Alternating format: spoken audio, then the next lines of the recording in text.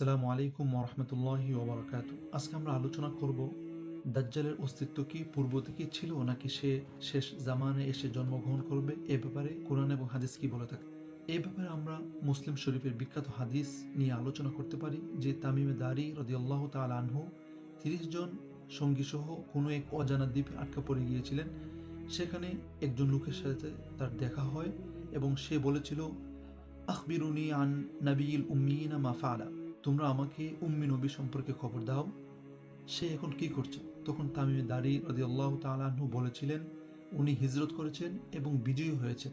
তখন দাজ্জাল বলেছিল, ইন্নী মুখবিরুকুম আন্নী, আমি আমার সম্পর্কে তোমাদেরকে বলছি, ইন্নী আনাল মাসিহ, আমি হলাম মাসি, আমি হলাম দাজ্জাল। ওয়া ইন্নী উশিকু আন ইউযানা লি ফিল খুরুজ, নিশ্চয়ই খুব শীঘ্রই আমাকে মুক্ত করা হবে।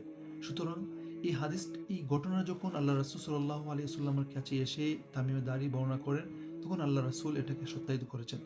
এই হাদিস থেকে আমরা বুঝতে পারি যে দাজ্জাল নিজেই বলেছে, ইন্নী আনাল মাসিহ, আমি হলাম মাসিহ। এবং এই হাদিসের ভাষ্যমতে বোঝা যায় দাজ্জালের অস্তিত্ব পূর্ব থেকে ছিল, সে শেষ জামানে এসে জন্মগ্রহণ করবে, এটা সঠিক নয়।